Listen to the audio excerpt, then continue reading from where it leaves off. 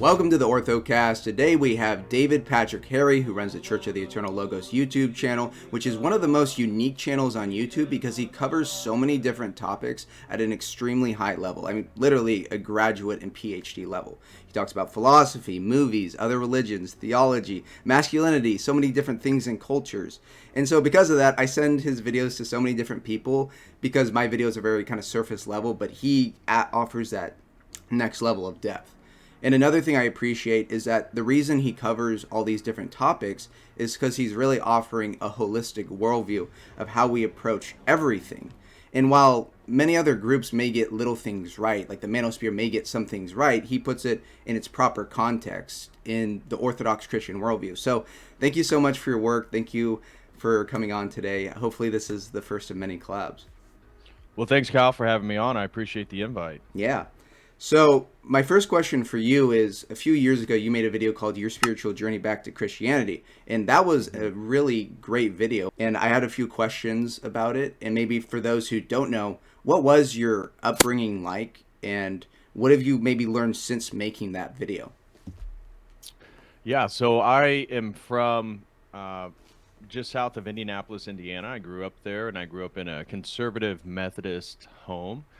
My dad's side, we go back multiple generations of Methodist ministers, and I kind of took religion for granted growing up. And it was really once I got into college, I began to think I was going to devote my life to Christ at around 19. And I took a course at my undergraduate on the Bible. And I was exposed to a lot of scholastic criticism, looking at the comparisons between the Epic of Gilgamesh and Noah, looking at the multiple author theory of the Gospels, and seeing all these different things really sort of to shake my naive conservative faith. And I really got interested then the next semester in taking courses in world religions, or religious studies, generally speaking, within that Mhm. field. So I was a biology major, and at the time I thought I wanted to work with animals. And so Mhm. I was kind of interested in zoology, and maybe the hopes of going to graduate school for something related to that. And I took a course on Introduction to World Religions, in which we were learning about Eastern traditions, Buddhism, Hinduism, Taoism, and those really piqued my interest. And so, about the next semester, so about the second year of my undergraduate, I decided I wanted to learn Mandarin Chinese so that I could take a study abroad trip over to southern China. There was another university that partnered with mine, Zhongshan Daxue, or Sun Yat-sen University in Guangzhou, China. And so at that time, I was also competing in Taekwondo, and so I had Wow. a real affinity towards East Asian culture, martial arts, all that type of stuff. Now, Taekwondo is a Korean martial art, but obviously, martial arts, as we understand them, begin with Kung Fu, the Shaolin monks in China. So, um, I was a biology major. I decided to get a minor in religious studies, and then I began to study Chinese language for a year to get a scholarship to go to China. And I did that in 2011 and 2012. And about that time in 2011, I started to get into the use of psychedelics. So I became in contact with people like Alan Watts, Terrence Mhm. McKenna, Robert Anton Wilson, Timothy Leary, and the psychedelic experiences I had on psilocybin mushrooms and LSD were quite eye-opening, and that fit very nicely with the sort of Eastern mystical spiritual angle. So, went to China, realized that East Asia wasn't the sort of idealized Mhm. framework that I had from my classroom setting and learning languages. Yeah. And so it was a lot of fun. And I decided to go back again in 2012. But by that time, I had sort of transitioned my interest and became much more interested in religion, generally speaking, and the study of religion.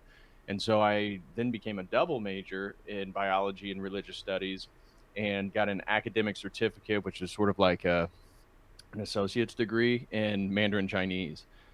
And so that eventually led to me doing a capstone project on theories of ritual magic in religion. And I went to my master's program at the University of Illinois in Urbana Champaign, where it was within religious studies. I kind of gave up on biology and just continued to my pursuit in regards to religion and theology, generally speaking, but I certainly wasn't a practitioner of any one religion. It was more of a Mm-hmm. perennialistic worldview where Yeah.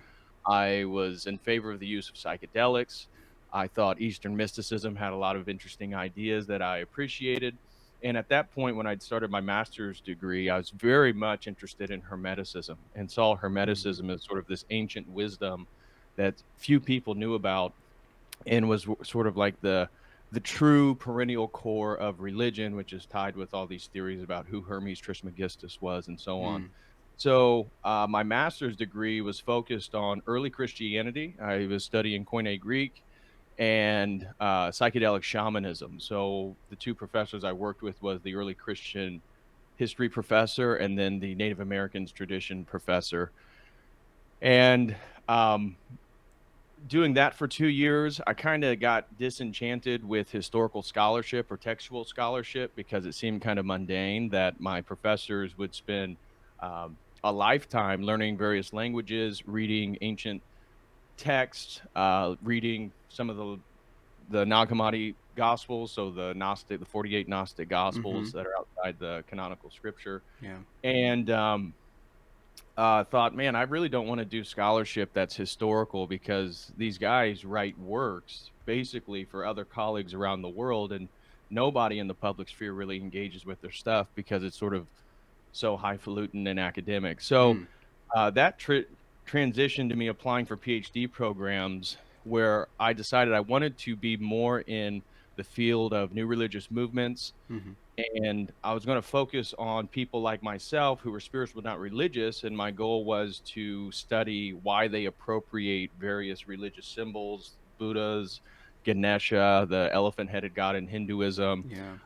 all this type of stuff, and to see and basically do a survey on people who are spiritual but not religious, which is part of a group called the Nuns, the NONEs, Oh. which when Pew Research Center does demographic research Oh on yeah. Nice. religion in America, the last option is none of the above. Mm-hmm. So you have like Christianity, Judaism, Hinduism, Buddhism, all this different stuff, and then Mm-hmm. none of the above, which includes atheism, agnosticism, and then people who are spiritual but not religious, which the acronym is SBNRs. Um, that is actually the fastest growing religious demographic in the United States and is now the largest single religious demographic. If Yeah. you break up Protestantism from Catholicism, which the Pew Research Center does. So, Mm-hmm. from that perspective, I got accepted to a university called the Graduate Theological Union in Berkeley, California, Mm-hmm. and it's sort of the graduate studies. UC Berkeley doesn't have graduate programs for religion. All of that is allocated towards the Graduate Theological Union. So I went there, and during my first semester, I began to do research on a book called The Psychedelic Gospels by Dr. Jerry Brown and his wife, Julie Brown, where they began to find these various mushroom frescoes Mm. in places like Plaine-Courrault, France, which is a church right here that depicts Adam and Eve with the mushrooms, and then Mm. they're covering themselves with the cap of mushrooms. This is a chapel that was built by the Knights Hospitallers. And then you have all these different frescoes, both in Germany, southern France, northern Italy, and also a few in Turkey.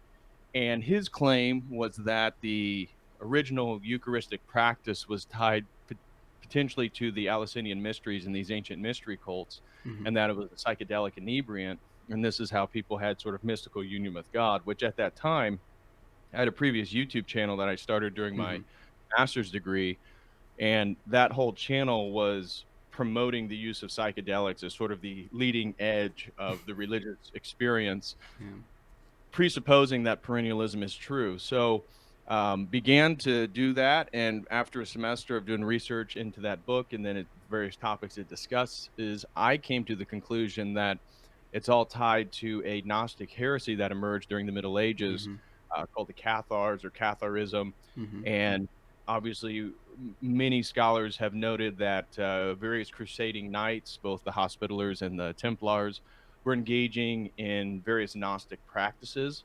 Um, And so I came to the conclusion that it wasn't necessarily the original Eucharist per se, but it certainly was a psychedelic practice that was tied towards sort of Gnostic enlightenment. Hmm. And so from then, at that time, I had a Ukrainian girlfriend who was Mm. um, sort of culturally Orthodox. She just certainly didn't believe it in a significant sense, but we went to the Holy Virgin Cathedral there in San Oh, Francisco, where John of Shanghai's body is, yeah, and just seeing all the frescoes, seeing all the icons, yeah. seeing all the colors, I thought, wow, this is pretty interesting. And I bet, given my research, if I dive deeper into Eastern Orthodoxy, that I'm going to find more of these mushroom iconography. Mm. And that was given to R. Gordon Wasson, and his wife, Valentina Pavlovna, wrote a book called Mushrooms, Russia, and History, where they Mm. highlighted that Slavic languages and Slavic tribes have a long history of mushroom use. And so in English, they described it as sort of mushroom phobic, where uh, Slavic languages and maybe aspects of Italian are more mushroom philic in the sense that they have multiple words to describe various mushrooms and how to pick them. And it's very common for Russian grandmothers to take their grandchildren, particularly granddaughters, out into the woods and then identify these various mushrooms and what types of cuisine that they're a part of or Yeah. what they do. And so diving deeper into all that stuff, I eventually took a course on Eastern Orthodoxy, history, and theology at the with a couple other PhD students, Hmm. and I was a non-believer, but that got me ingratiated into some of the patristic thought. Many of the 20th century theologians like Lasky Hmm. and Florovsky, um, as well as Bulgakov and these types of people. And so I was not a believer. I didn't believe in a literal Christ or the literal claims of Christianity. Hmm. But the more I studied Orthodoxy, the more I thought, wow, that's a really interesting worldview. And it's a much deeper, richer form of Christianity than I was ever aware of.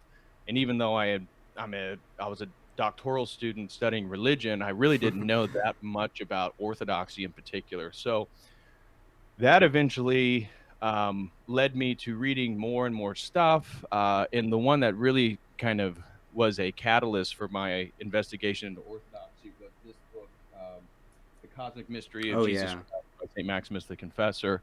And then learning about the logos, the logi, Hmm. these sort of principles of creation, these logi, these sort of archetypal structures, and how they related to the logos, which was Christ, really sort of brought a coherent worldview into existence for me. That again, it was I struggled to give up the psychedelics and many of my presuppositions, but Hmm. at that time, you already had the Jordan Peterson phenomenon in 2017, 2018, Yeah. of course, the Trump election in 2016. So my worldview was certainly moving towards the right of center from where I initially was. Hmm. And listening to all of, again, Jordan Peterson was doing his Bible series then and looking at archetypal structures and logos theology of the Orthodox Church. By that next fall, so my last year during my course studies for my PhD program, I actually took a high dose LSD experience, and that confirmed to me that all the things that I really liked about sort of new age psychedelic spirituality, like sacred geometry, fractal mathematics, uh, really intense colors. Um, the idea that we're all unified. Of course, psychedelics would say that we are all one, Hmm. where orthodoxy says to love your neighbor as yourself, Yeah. both insinuating that there's sort of a universal category here, but one privileges a sort of understanding of personhood, where the other one is actually trying to Hmm. transcend the concept of the ego and the belief in a sort of single personhood that is made in the image of God. The realization is that you want to attain a sort of cosmic consciousness. So that led to me coming down from that and basically taking Christianity a little bit more Yeah. seriously and seeing that I felt it was actually a much more coherent worldview. And so Hmm. when I was looking at some of my presuppositions like perennialism, it didn't really make sense. Hmm. But through those investigations during that summer and into that fall, learning about Saint Justin Martyr and the concept of logos grammaticos and all this different stuff. Eventually, on the 11th of November in 2018, I made a prayer and basically gave my life to Christ and asked him to sort of lead me on a journey. And so that slowly led into a transition into going to Orthodox services, Mhm. becoming eventually an Orthodox Christian, and eventually creating a totally new YouTube channel Yeah. and stop posting on the other one to promote Orthodoxy. Wow. Amazing. Was there any barriers, like you commit your life to Christ, but then actually like going to church again, since it sounds like you were kind of like picking and choosing these different things to fit your presuppositions versus you kind of had that humbling, uh, situation with God of committing your life to Christ, and then was it from there that it's just like, okay, I'm just going to accept what is handed down to me, or did you face any problems after? No, it was, so I smoked weed probably every day from the age of 20 till, uh, the age of 30 when I became Orthodox, Mm-hmm. and so some of the difficulties were for me were not so much the intellectual stuff because I was already a bit of a head, and, Yeah.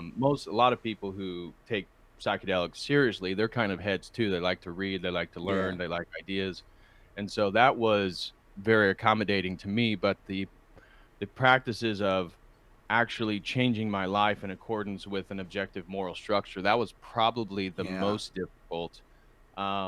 But after that experience and eventually giving my life to Christ, I began to pray more regularly Mm-hmm. in the evening, and I wasn't Orthodox Christian yet, so I wasn't partaking in any of the mysteries, but I Mm-hmm. did experience a sort of transition of just being more sensitive to some of the activities I was doing and Yeah. feeling that they were more of a hindrance than a benefit, including my weed use, including the use of psychedelics, maybe watching pornography. Mm-hmm. These types of things became more of a feeling of a sort of detritus and a limiting of my own growth. And so eventually I realized that, that next year, so one of the probably the most famous living philosopher is a gentleman named John Searle, Mm-hmm. and he is an analytic philosopher who had been a tenured professor at UC Berkeley, since the '60s, and he did Wow. famous debates with Derrida and Foucault,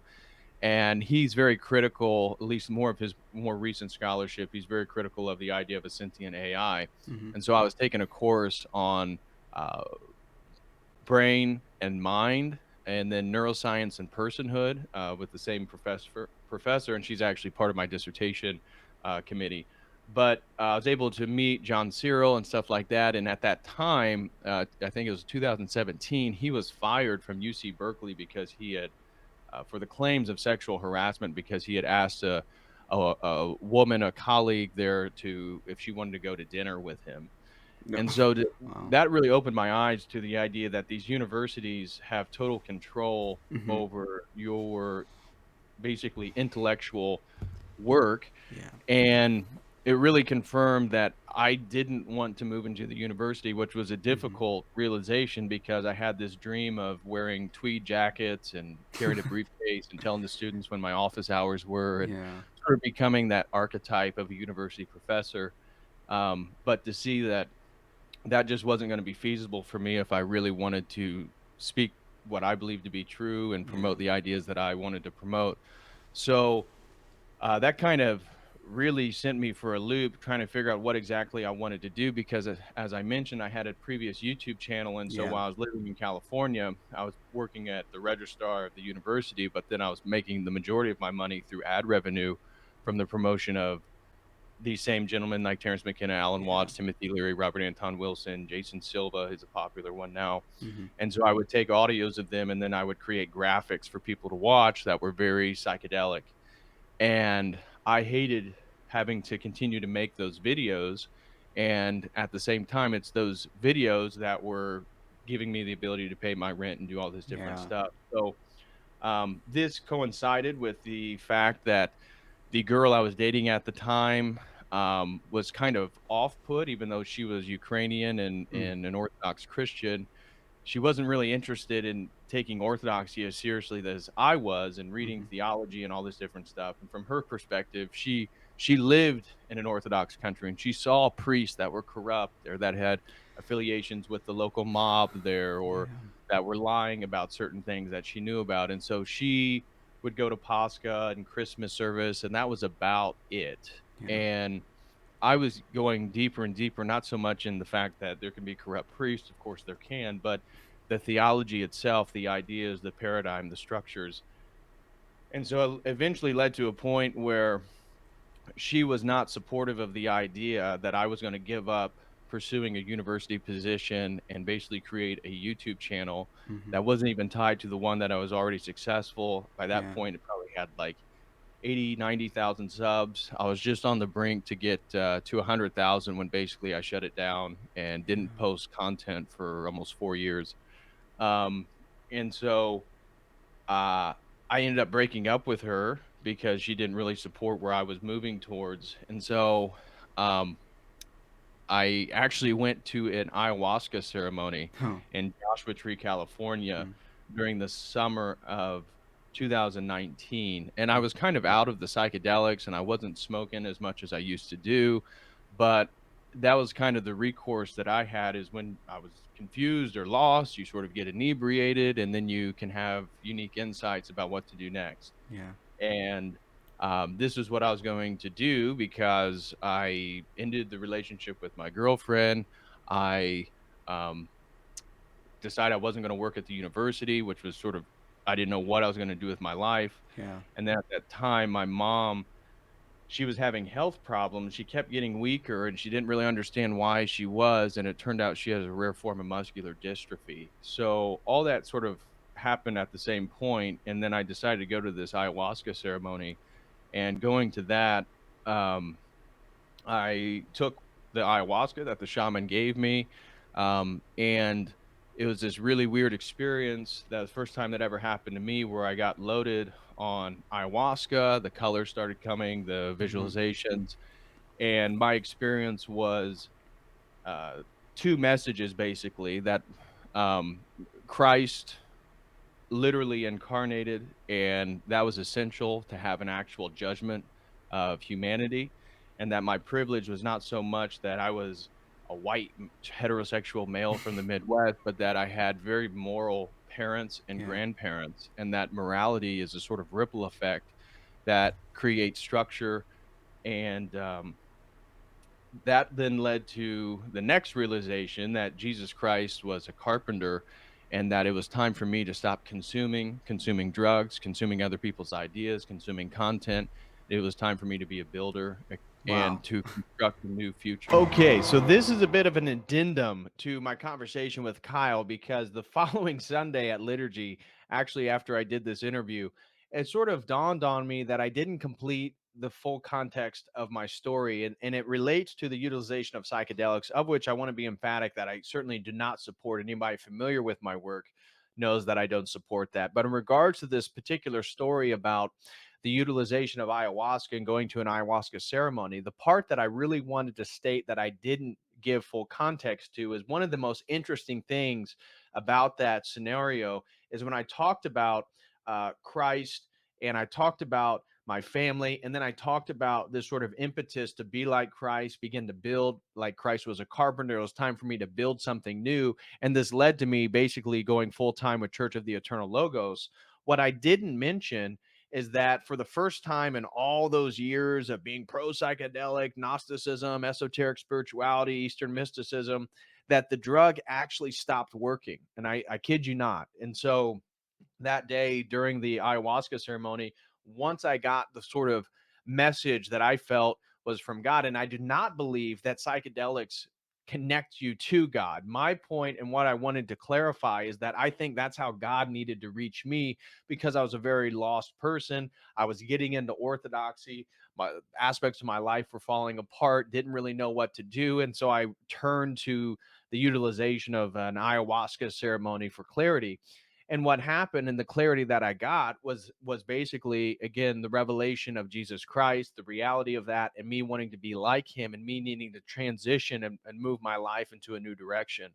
And so what was so fascinating is that the substances stopped working. Meanwhile, other people think they're leopards, they're crawling around on the floor, people are throwing up, the purging that happens when people take ayahuasca. I was seeing all these things, and yet for me, the drugs just totally stopped working. I remember going up to the shaman, I took another shot of the ayahuasca, nothing happened. Even the next night, on the second night, I remember taking the substances, being sober, taking them, and feeling like barely anything happened. I felt barely any difference in the sort of alteration of consciousness. And that was for me. And one of the reasons why I've never done those things again is because it was like God closing that chapter of my life. And so I just wanted to clarify, in no way do I think that psychedelics bring you to Jesus or bring you clear understandings about oneself or life. Can it happen? Yes, because one of the things that I talk about is that psychedelics, and something that even Timothy Leary discussed, they dissolve boundaries. And so this dissolution of boundaries are what the psychedelic substances do. And so if you have PTSD, and we see all the Johns Hopkins studies, but of course we know John Hopkins was wrong about the 2020 situation and certainly funded by the government. But, anyways, I digress. But many of those peer reviewed studies in regards to the utilization of psilocybin or things like MDMA for curing post traumatic stress disorder. I know many ex military people are now promoting this on YouTube. It's because they dissolve boundaries. And so, if you have a phenomenological traumatic experience where there's an intense boundary there, yeah, I could see where these substances could help you dissolve that, move over it, move beyond it.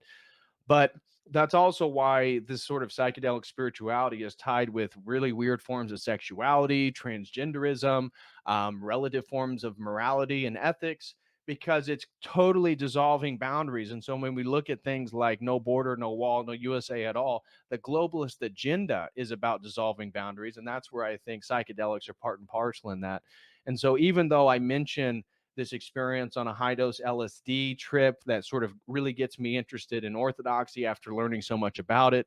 And then having coming to some real sort of dead ends in my life and having to move in a new trajectory. I go to this ayahuasca ceremony. The drugs are not what helped me. God helped me, and God met me where I was, which was part and parcel the utilization of these substances. So I just want to clarify and add this addendum to anybody who's not familiar with my work. In no way whatsoever am I advocating for anybody to go to an ayahuasca ceremony or do high dose LSD trips by themselves. That was just where I was. And of course, God can meet us anywhere. And so yeah, I believe those substances open you up to a demonic realm, again, dissolving the boundaries between the noetic realm and the physical realm within space time. And so, certainly, many people contact demons. But for me, I think what was so weird is that for the first time ever taking drugs, I took drugs. I got a message, well, it felt to be a clear message about following Jesus Christ and reorienting my life. And then the drugs totally stopped working, even into the next day. So I just wanted to highlight that and give clarity to anything in regards to my conversation with Kyle in the utilization of psychedelics, that in no way am I promoting them. And for me, that's just where God needed to meet me in my journey with him and finding myself home in the Eastern Orthodox Church. So thank you for that little digression. And now back to the rest of the interview, the new future. And Yeah. so that's when I decided in September of 2019, and that was in the summer of 2019, that I was going to create 3 videos a week on a new YouTube channel called Church of the Eternal Logos, which obviously is not a church. Because I've been Yeah. accused multiple times that I'm trying to form a cult. So Yeah. just a play on Protestantism and promoting Logos theology and Mm-hmm. putting it in conversation with anything and everything that happens in culture or various topics. And so I took my life savings and I moved out of California and I moved back to Indiana with my parents. And I decided that I was going to make this work. And of course, even my parents were very skeptical that I was going to create a new YouTube channel and Yeah. and make money, and I'm not going to do the professor stuff. And so um, I did that. I didn't make any money for 8 months. Basically depleted my life savings, and then eventually I started to grow, and that's what I've been doing ever since. So I'm now finishing my PhD, where my research topics have totally transitioned, and I now am trying to write my dissertation on apotheosis versus theosis, Hmm. looking at transhumanism and their attempts for sort of technological divinization and comparing that with the theology of orthodoxy and being deified through the uncreated energies of God, Hmm. which are two totally different structures. But that's now what I'm writing on. And so since that point, I've been making at least trying to put out 3 videos a week. Usually, eventually it turned into like 20. Initially, it was like 20-minute videos Yeah. that were pre-recorded, and that led into eventually Jay Dyer and Jim Bob about a year into that saying, "Hey man, you should do live streams." So Hmm. then I downloaded some software to do Yeah. live streams, and I did my first live stream with made by Jim Bob. Some people may know who that is. Yeah. And it took like an hour before we're able to fix the audio and all this Yeah. different stuff, and, um, and ever since then, I've been doing live streams, and so I typically do a live stream on a variety of topics, and Hmm. those last anywhere between an hour and a half to 3 hours, Yeah. and I try to do that 3 times a week. Yeah. And I think if you really, trust God and trust God's plan for you, I mean, I think you've had a lot of success. You've helped so many people with your videos because people need that like avenue to connect. And it may be movie analysis. It may be talking about a topic like the manosphere. It may be Eastern religions. But I think you speak to so many different people. So I think everyone's really grateful for your channel. Uh, Well, I appreciate that, man, and it is, um, a leap of faith, and it wasn't what I like my life right now. I'm 34 years old, mhm. and God willing, getting ready to finish my PhD in May. But my life isn't anywhere where I thought it would be at 34. I thought I would be working at a university. I'd have a house, maybe a nice car, maybe a girlfriend, and God luckily blessed me with a beautiful fiance who supports everything that I'm doing now. Mhm. But certainly, I feel like I don't have the monetary success that I would potentially have if I went in a different direction. But the providence and the work ethic that all men have to do, it's not just Mhm. me, but anybody, if you really want to be a tool for God, you have to work really hard. Yes. And so I'm very blessed at this point and very appreciative of the journey that God put me on, because now that entire journey that I just laid out leading up to the conversion to Orthodoxy, all those tools and all those books and all that reading now is beneficial for me to talk about it from a different perspective. And God willing, He uses it and it benefits other people that listen. Yeah. It definitely does. And one thing I wanted to touch on that I heard on your original video on your spiritual journey was Mhm. like you were studying all these things, but actually kind of seeing them in practice, like the fruits of these ideologies was like a big like revelation to you. Like actually going to China and seeing that everyone's actually really materialistic, like it's nothing like all this philosophy. Going to Berkeley and it's like, they love learning about all these different cultures. And I think, you and I and like a lot of my friends, like we love learning about different cultures and different things and we're like genuinely interested, but it's like it's not like they don't actually practice that, in a place like Berkeley. Like they talk about tolerance and all these things, but unless it's European people, Christians, there is definitely a bias in seeing the fruits of these ideologies and where they actually lead. I think is a huge testimony to like what it actually is, like the fruits of the tree. Yeah, so like you mentioned, when I went to China, I was very much interested in Chinese culture. I knew about Chinese history, I knew about the different dynasties. And when I got there, my interest in going to a Buddhist temple or a Taoist temple, I quickly realized that the Chinese students that I was engaging with and the Chinese culture I was immersed in Guangzhou was very capitalistic. So even though we still call the CCP communist, and then they are, Hmm. but it's a hybrid form of Yeah. communism that is very hyper capitalistic. And um, seeing that really altered my perspective. And that's why from the first year to the second year of going to China, the second year I knew that I was doing it more for fun and I wasn't discovering what I was going to Mm. do academically. But when I went to Berkeley, California, I had been living in Indiana and then Illinois. And so, me promoting all these psychedelics and new age, spiritual but not religious spirituality, I was kind of more on the progressive side than some of the Mm-hmm. other students. And then I get to Berkeley, California, and I see the homelessness. Yeah. I see, uh, radical forms of sexual expression. There was a protest, the famous protest in Berkeley, where Ben Shapiro and uh, uh, Milo Yeah. Yiannopoulos was getting ready to speak, and that a Berkeley professor actually beat a kid in the head with a bike lock, Oh who yeah. was, and those charges were dismissed. That was right when I moved to Berkeley, Oh wow. California, and so there were protests, and then later there were protests in form of the Pride celebration, which I saw things that I was astonished by, and then to see that other students and even professors were promoting minor attracted persons. Okay. This was in 2017. Really opened my eyes to the idea that some of the stuff I was promoting, I was still sort of rooted in my Midwestern Christian ethics that were Hmm. sort of I was swimming in but wasn't aware of. And Yeah. so then I go to Berkeley where they're explicitly trying to transgress those things, and I could feel that it was kind of disgusting and I didn't support it at all. And so I was like in this weird place where I was making considerable amount of money promoting psychedelics. I myself was spiritual, not religious, yet then I have a cultural milieu around me where people are performing things. I mean, um, sexual indecency you can see on the sidewalk, Yeah. fecal matter when you go to when I went to San Francisco, Hmm. needles everywhere, homeless people everywhere, crime.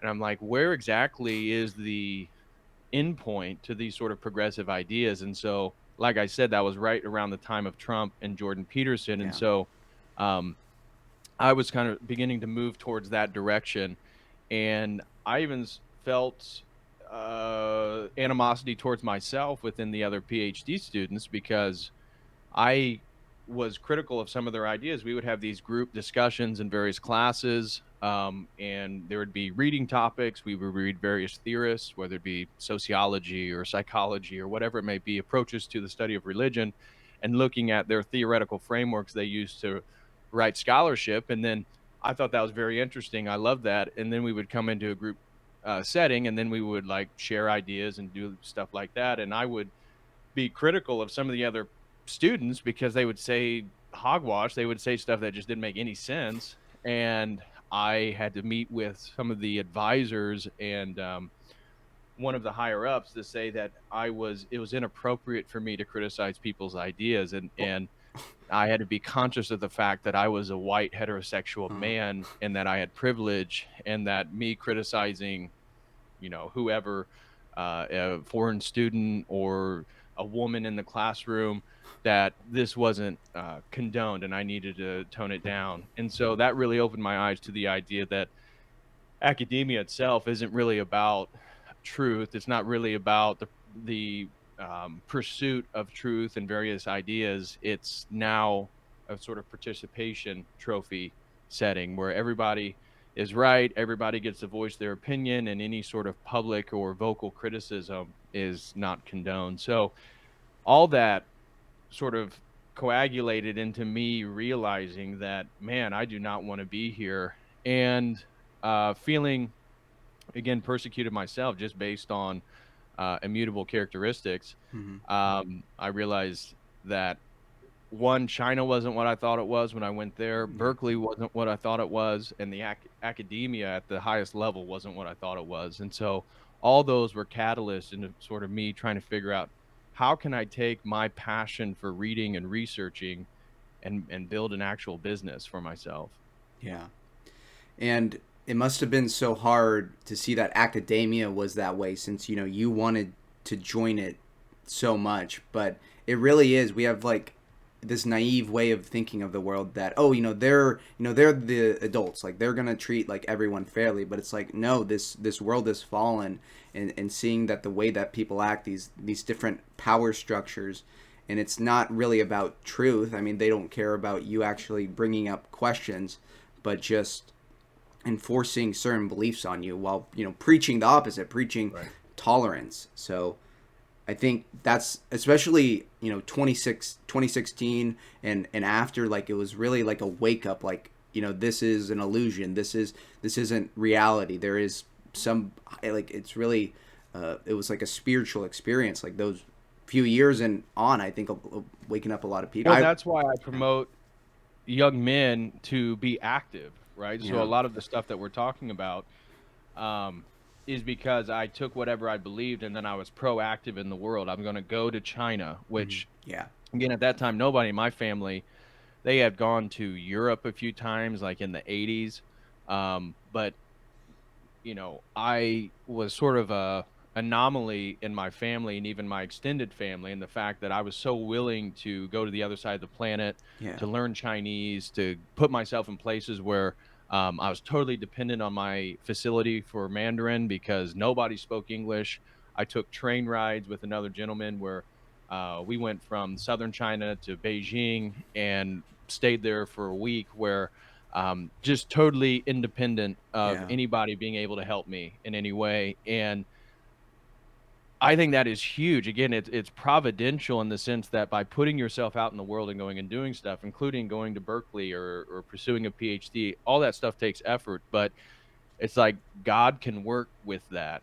If mhm, you stand in one spot, or everything is just reading, or everything is yeah, just you in a room, um, God can't work with that to the same degree. And I'm not saying that it was providentially beneficial for God's ultimate purpose that I go to China or Berkeley or anything. Of course yeah, not. But for me in my life, those realizations and the course correction of my life, it was necessary for me to actually engage in the world and yeah. go and do things. Hmm. Exactly. That's what I. It's so good that we're giving advice to like actually go work out, actually go to your local church, like actually form a community. These are so important to get out of your comfort zone and Right. not just be like hyper online. Like especially with Orthodoxy, it's something that needs to be experienced in person. Absolutely. Yeah. Absolutely. I would say that's one of the biggest.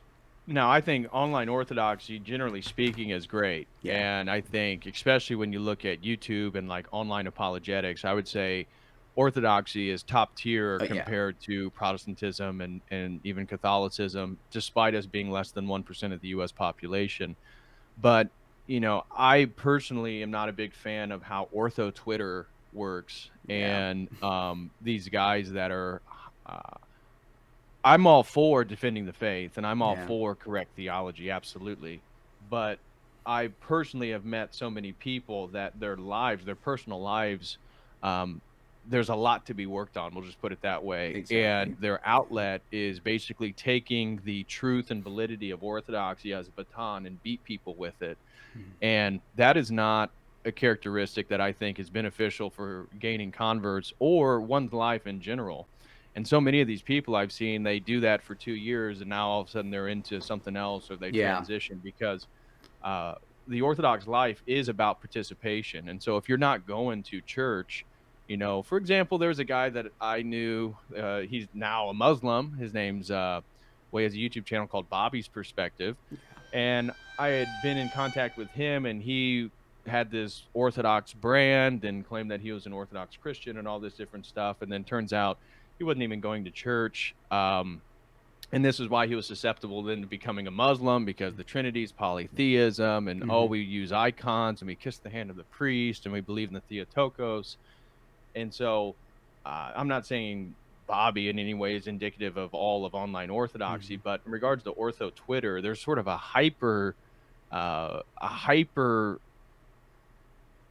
vigilance towards debating the most minute things with people, Yeah. when in regards to actually building themselves up to be great men, which I think is our goal in Christ, Yes. is left wanting. And it's like, well, I think we would get more converts if Orthodox men, to use the colloquium of the kids nowadays, if we were like Yeah. Orthodox Chads, if you will, in that we Yeah. were actually doing things and we were actually becoming men that women wanted to marry, Yeah. and building ourselves in whatever business it is. Maybe you're a plumber, maybe you're a construction worker, maybe you're an artist, Yeah. but just becoming overly competent and using our faith as the reason why we are putting so much effort into working. I think that would, one, differentiate us from most of Christendom, but it would be so beneficial and would make us a rival to why all these men are wanting to become Muslim after the Andrew Tate phenomenon and stuff like that. Yeah.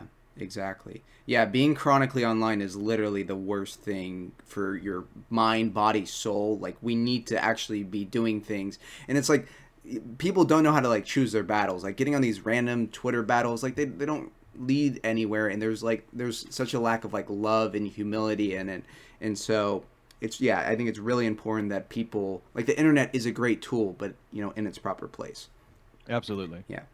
So my next question is, how would you go about refuting the Eastern religions? I mean, there is a lot of them. Is there like a general overarching errors of them with, you know, like Taoism, Hinduism, Buddhism, Sikhism? Because there are some similarities that, at least my perception is, you know, there's kind of like a incoherent metaphysics, maybe a little bit of a Gnostic view of like our desires and nature, and they embrace reincarnation.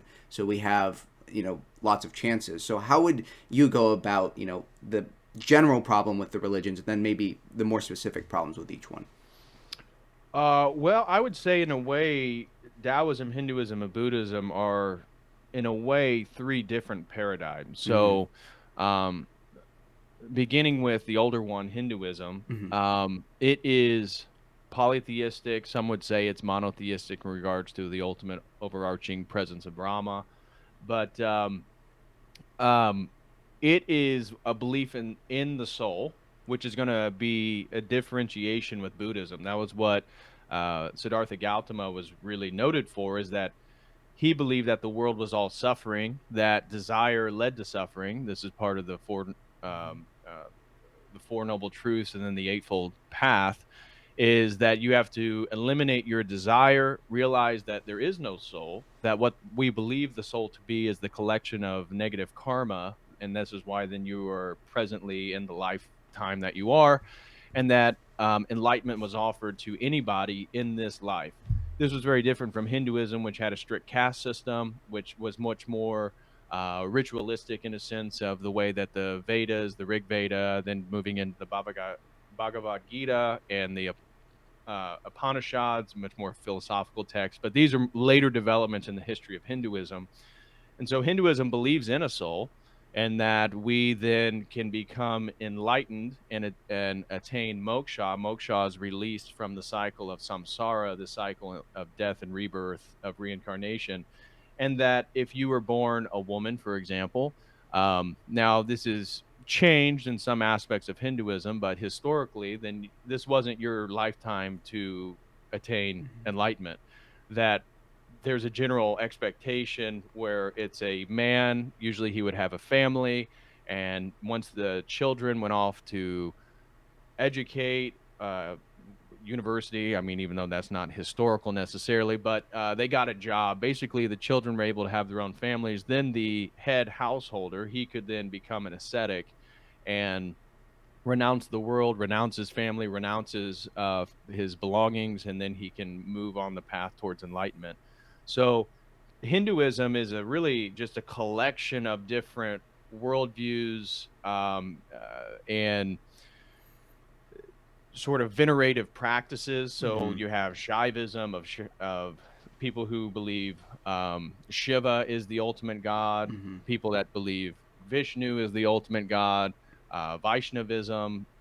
You have all, Shaktism, that Shakti is the ultimate god.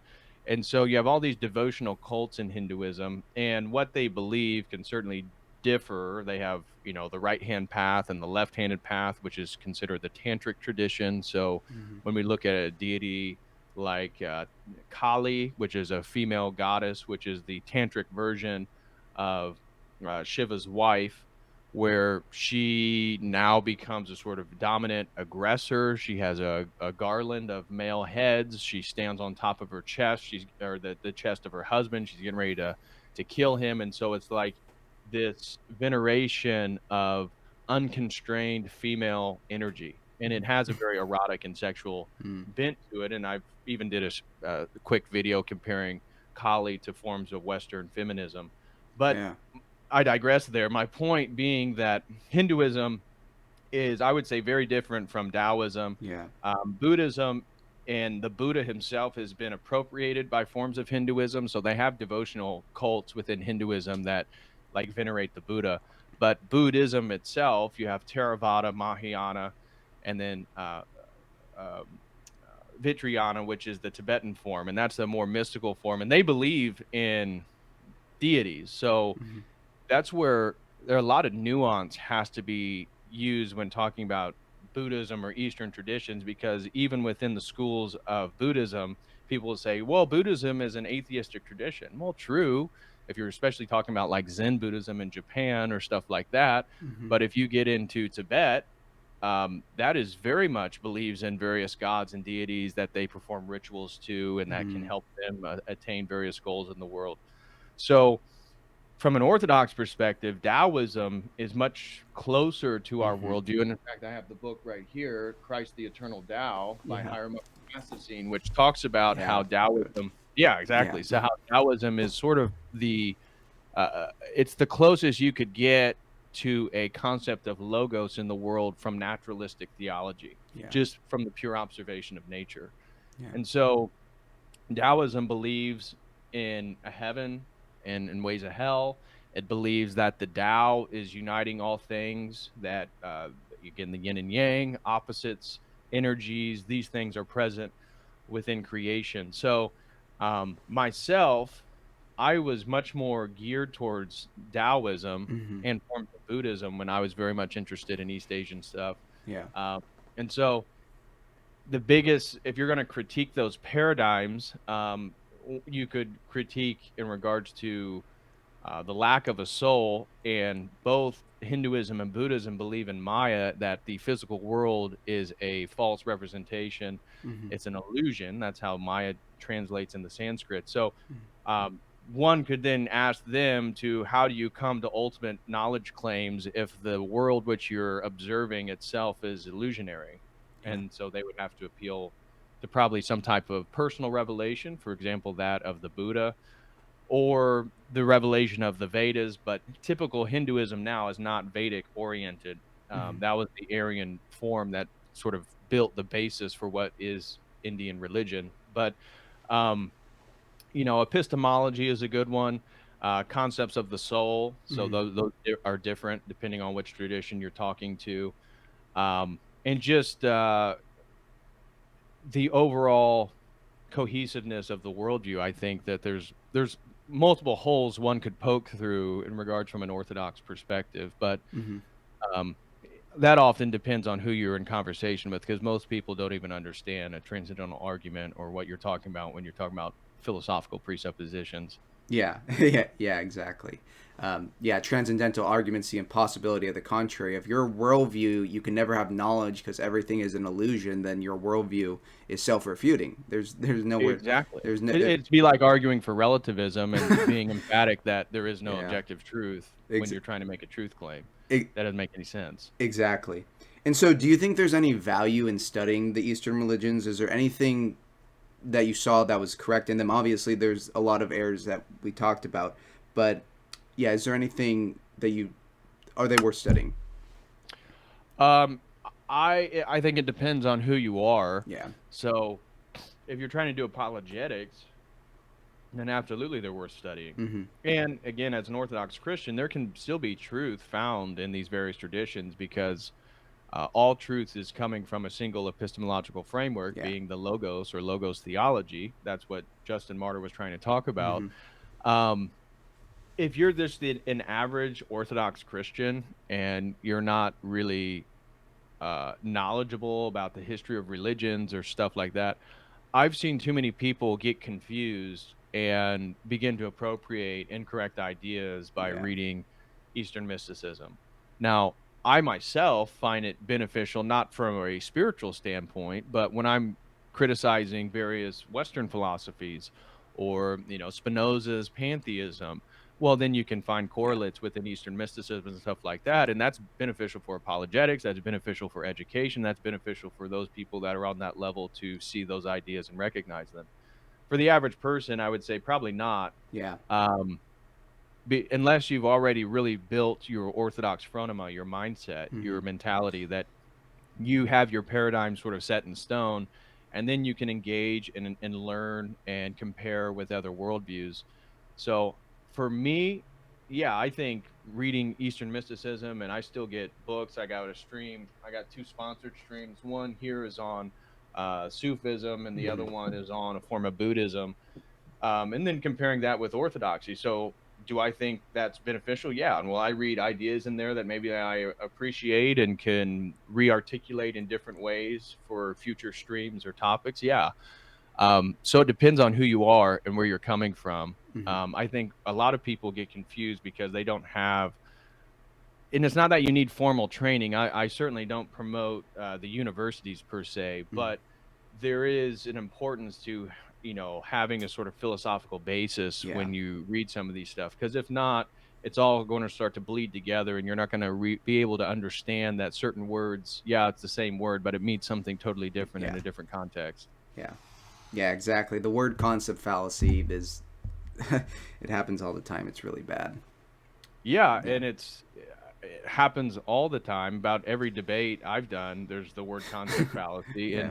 and that's where also I think Peterson, not that he's guilty of promoting it, but people who have overly Jungian or archetypal frameworks for reality, they do the exact same thing. So Hmm. people, I recently was speaking with a guy who was like, "Yeah, but Christianity, you guys just worship the sun, and it's the same as Apollo and Mithra and all these different, classical deities." And it's like, well, just because you can find similarities between like belief in a virgin birth, Yeah. or the big one is, well, you guys worship Christmas on December 25th. Well, that's only true for the Western calendar. Hmm. The Julian calendar, it was into early January, so that doesn't even make sense. But Yeah.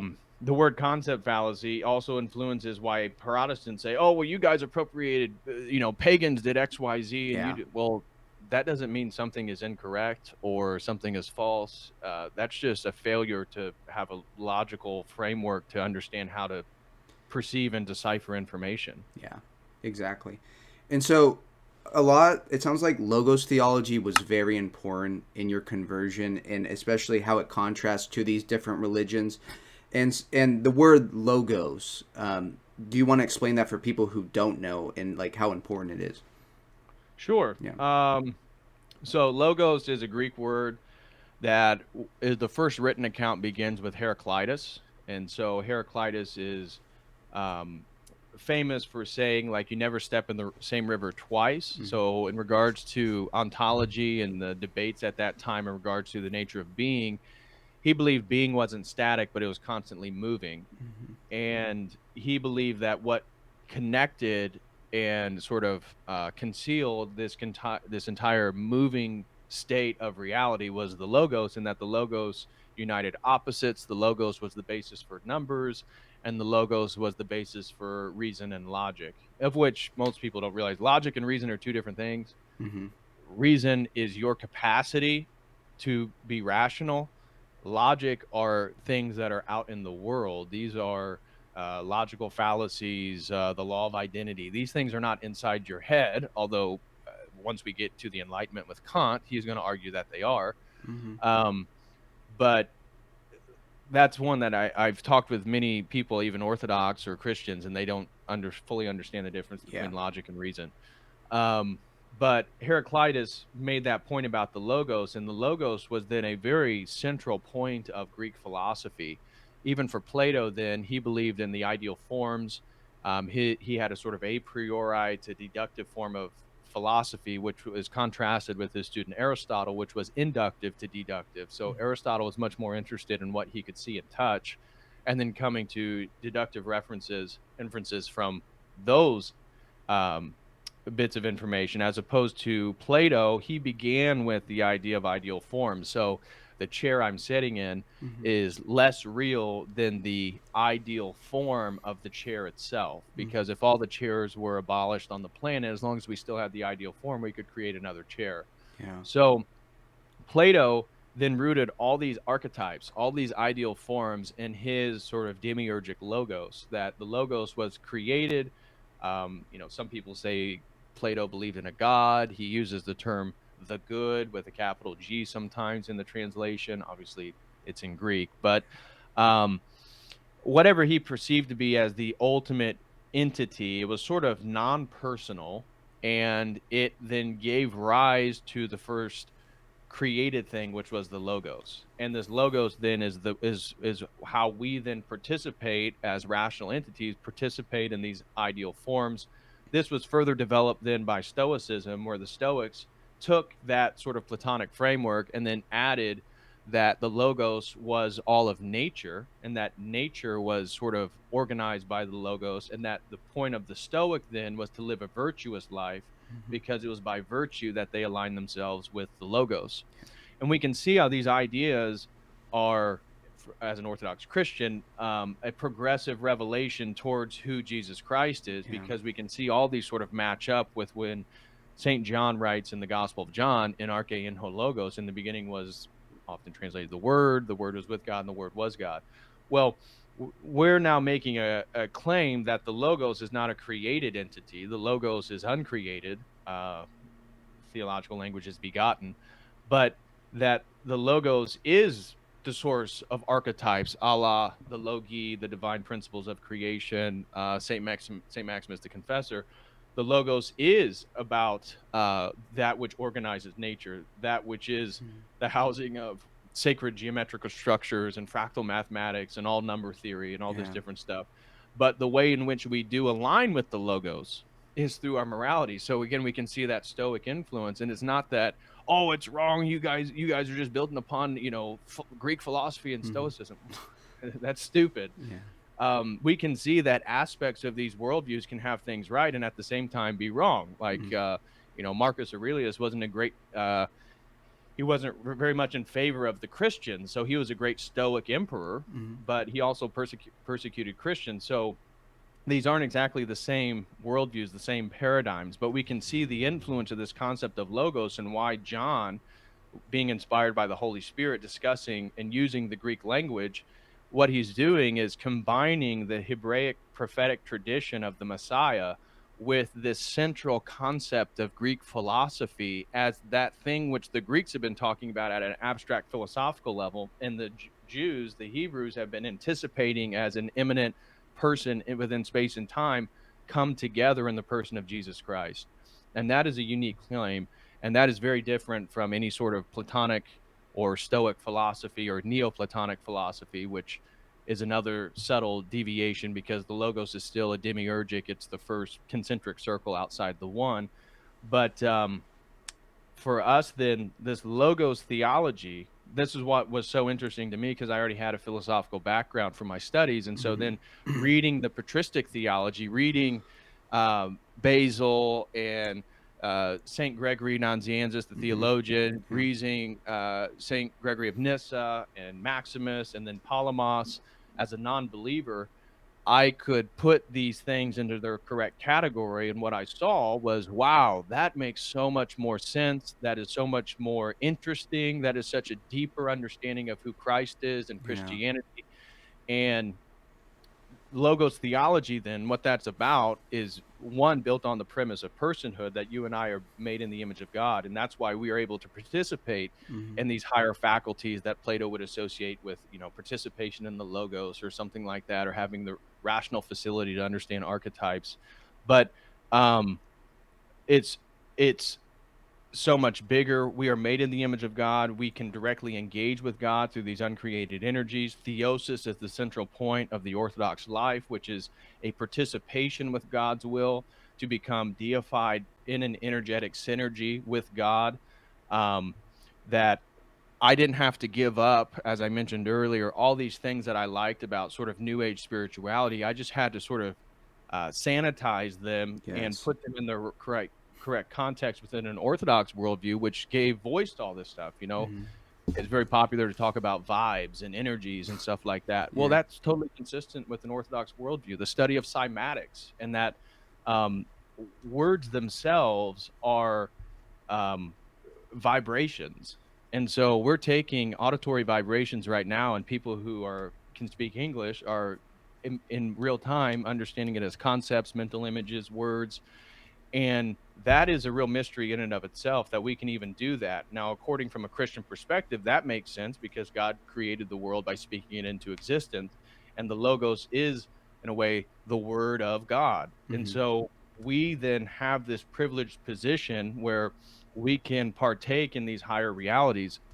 And so, logos theology is a lot of things. I would characterize it by theosis, through personhood theology, through understanding the incarnation of God, the sanctification of the human person. Um, and then the theological part is then how are we saved through that process, and that is the participation in Jesus Christ as the incarnate God through the mysteries of the church, which he founded and is historically situated. I mean, that is a beautiful mystery, the fact that God would come and then create something that would be able to persist through space and time. Yeah. And that's what the church is. So when I talk about logos theology, there's a lot you could get into in the Hmm. specifics there, but Yeah. what it's doing is bringing together the Greek and the Jewish mind and demonstrating that both of them were talking about the same person, but from two totally different perspectives. Yeah. Wow, that was amazing, perfectly said. And I think so many like Protestants and people, they get a bad feeling from things like that. Oh, they think it's either it's completely like pagan or it's completely Christian. But it's like these things, like we don't need to have a war against everything like in the world. We can make peace and acknowledge the good. Obviously, we're going to criticize all of the bad and put it in its proper place. But a lot of these traditions and this terminology that we're using, like if Christ really is like the point of like all history, and we're supposed to have this and we're supposed to have this morality, it's going to be written on our heart. It should Right. be like we should see it in other cultures. It's not that they have the full truth, but we can acknowledge the good. There's nothing wrong with acknowledging like the things that they get right, because Right. yeah, I mean that's what the apostles did. I mean, we need to also speaking in the same language as these people, like using the word logos, like it helps us to understand like what this is all leading to.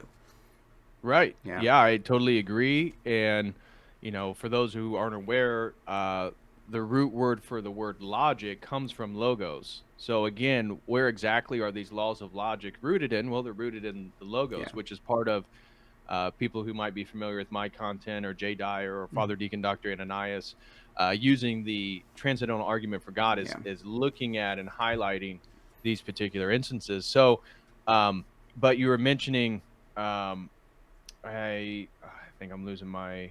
There's something there that I wanted to speak. You were talking about, the black and whiteness Yeah. of Mhm. how a lot of people, and this is just an inability to actually critically think. And this is part of why, political dialectics, the problem, reaction, solution, Mhm. if you're not able to hold two things in your mind, Aristotle talked about this, that one of the signs of an educated man is that he can hold two opposing ideas in his mind at the same time.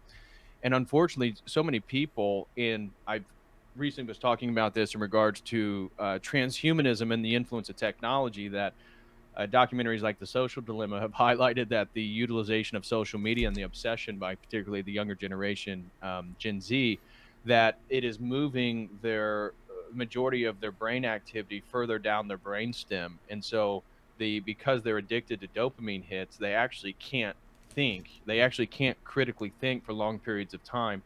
And this is part of how social media is engineered to control us Yeah. through dopamine hits, arguing with people, this type of thing. um, and it can be beneficial at certain points. Again, Yeah. everything has a right Yeah. context. So it's Yeah. like the problem is black and white thinking, and that if you're actually going to critically engage in something, there's a lot of gray area there. And that's the nuance that people just don't participate in. And that's how they're so manipulated, whether it be Yeah. American culture or world politics. It's by creating these sort of false dialectics and then people be emotionally responding through propaganda that they're actually being controlled and they don't even realize it. Yeah, exactly. It's really there's a war going on for our mind, and Yeah. yeah, that was perfectly said. So my last question for you, I have lots more questions, but I don't want to take up too much time. We can do more streams. But what are your future goals for yourself, for your channel? I'm really excited about the future of your channel. I feel like the Orthodox community, like we're all growing together, and that's why like I feel like we have such a great community. You're right, like the level of Orthodox apologetics is just so much deeper than anything else. And I feel like I've been able to like fill a niche of the shorter form content, but it's really I want to point to people like you, people like Jay, people like Father Deacon and David, because it's just we have such a great community here. So, what are your personal goals? Uh, my personal plan. So, I'm engaged to a beautiful Orthodox woman that I am hoping to get married in the year 2024. In regards to my business, I'm trying to finish up my PhD. My goal, God willing, is to finish the dissertation and be able to defend it by May of 2024.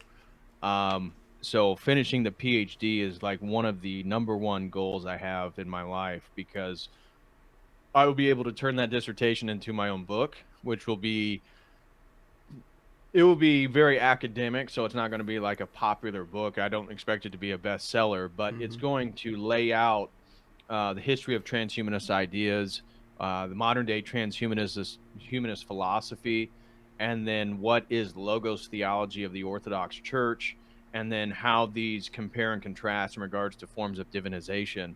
And so I hope to be a voice within Christianity, generally speaking, not just the Orthodox world, Yeah. to really be an expert on transhumanism. Unfortunately, it's not a very popular topic. So, Mm-hmm. those who are aware of it Yeah. find it very interesting and very worrisome, but it's probably some of the least popular content that I make. If I do something that's about pop culture or something, you'll get, twice the amount of views than Yeah. if I do a real deep expose on like extropian philosophy, which is the philosophical core of transhumanism. Yeah. But anyways, I plan on producing a lot of content related to my research Mm-hmm.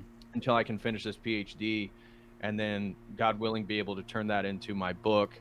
And for the business, I have a lot of things I'd like to do. Once I can finish my PhD, I'd like to create courses on my website. So, one of the things that I'd really like to do is create various, basically like semesters worth of information. Obviously, you're not going to be accredited. You're not going to get any sort of university Yeah. credit, but those that trust me and trust the information I put out, basically, I can create full semester length courses on introduction to world religions, new religious movements, the history of Western esoteric traditions, um, Orthodox theology, church history. Um, Religion in America. And so these would be like 10 to 12, maybe hour to 2 hour long videos. And then people could go and they could purchase the whole semester worth of videos, or they could do sort of a la carte and choose which Yeah. which ones from each course that they like. And that would create a new business and revenue stream that I can utilize my research, utilize my expertise, continue to grow. Um, if the opportunity emerges, I plan on to potentially engage with some of the manosphere stuff. There was talks of potentially going on the Whatever Ooh. podcast, which is Yeah. it's it's certainly in a way degenerate and Yeah. promotes, even though it's critical of OnlyFans girls, they go there and then they promote their OnlyFans. Yeah. But um, whatever I can do to sort of build a newer audience, Yeah. because my problem in regards to building a serious business that can take care of my family is, the majority of my audience are Orthodox. Yeah. And even though it's really good when you build a channel to have a niche community, I Yeah. mean that's kind of the way that online businesses work now, is to find niches. Yeah. Um, it's it's not as beneficial as having aspects of a general audience. So I already built my core audience. My Yeah. core audience are mostly men that have families, guys that are younger, guys that are serious about their faith, and as the kids say, based and red pilled. Yeah. But I really want to start trying to find ways in which I can engage more people who would be sympathetic to ideas I have, but certainly not Orthodox or familiar with any of that stuff. Yeah. So, doing manosphere stuff, doing fitness content. So, God willing, once my fiance gets here and we're able to get married in the U.S., creating like how-to videos of bodybuilding, Yeah. how to grow muscles, how to work various muscles and develop them. And so I would love to begin to create more fitness content and showing again guys how to build their body, which isn't exactly orthodox, but I've been in talks with like Father Moses McPherson and Father Michael Butler. Hmm. Father Michael was bodybuilder, and then Father Moses is a very high level power lifter. And so demonstrating and trying to show people that these are ways in which you can express your spirituality and your faith in God, that it's not superficial to work out. It's superficial if you're constantly posting, six-pack photos in the Yeah. mirror at the gym, but becoming and developing a sort of physical presence as a man is essential if you're going to be a provider and a protector of your family. Yeah. So I think Father Moses and I want to do a sort of free symposium potentially on the last Sunday before Lent, where men and women, whoever they are, can join a very large Zoom meeting. Hopefully, with Father Michael Butler will join us, and we can talk about how exactly do you work out and build muscle during fasting periods. Yeah. So, um, so doing stuff like that, but really, my number one focus as of right now is trying to knock out this PhD because it Yeah. will free me to actually speak uh, more freely online, just because I am conscious of how the academic structure is, and I don't want to do anything that could potentially Yeah. be detrimental when I'm so close to finishing Yeah. a decade of work that I've been developing. So that's really the main goals is finish this PhD, and then I have so many ideas of how I could grow my business once I'd have more Yeah. time to do that, and then just sit and read and do research, man. That's what I love to do. Yeah. I think it's really only a matter of time. Like we have like Orthodoxy is such a gem and it's hidden for no reason, and this community that we have is such a gem. Like it's just getting like people just need to be the awareness needs to be spread because like once they hear this, like once they hear you Jay like me, it clicks. It makes sense. This is it has like truth. It has the full truth. While these other more popular things online, they've got these partial truths. Like we have the full truth. Like on the whatever podcast, like yeah, they're right about some things, but they ultimately don't have the right paradigm. It's still for their own Right. like hedonism without God. But we like once people hear it, it's just this is it. But yeah, I think this Yeah, is I totally agree. yeah I think Orthodoxy is only going to grow, yeah and the prophecy by Saint Paisios is that the Orthodox Church is going to enter a golden era in regards to its growth before we really reach the end times. And yeah so, somebody like Father Peter Heers, who I'm close with and friends with, he believes that we haven't hit that yet. yeah So, potentially, what we're seeing in the West and the growth of Orthodoxy is going to be the beginning of maybe it's 5 years, maybe it's a decade, but in a way, Orthodoxy is going to have its opportunity to sort of spread back around the world. yeah Orthodoxy was one of the last religions to really get to the U.S. Even yeah though, yes, I'm aware of Saint Augustine, Florida, has the Greek chapel there, hmm the Orthodox chapel, but generally speaking, it wasn't until the Russians came through Alaska that yeah Orthodoxy really took any root in the United States. And we already had Hindus, Muslims, Buddhists here. yeah So I think, hopefully, God willing, that we can be good representatives, that we can represent what it is that our values teach us, embody those, and that Orthodoxy can spread and hopefully get more people to be resistant to the troubles that are certainly going to come in the future. yeah. Awesome. Amen. Well, I think that's a good place to end it. Thank you so much for your time. God bless. Thanks for having me. God bless.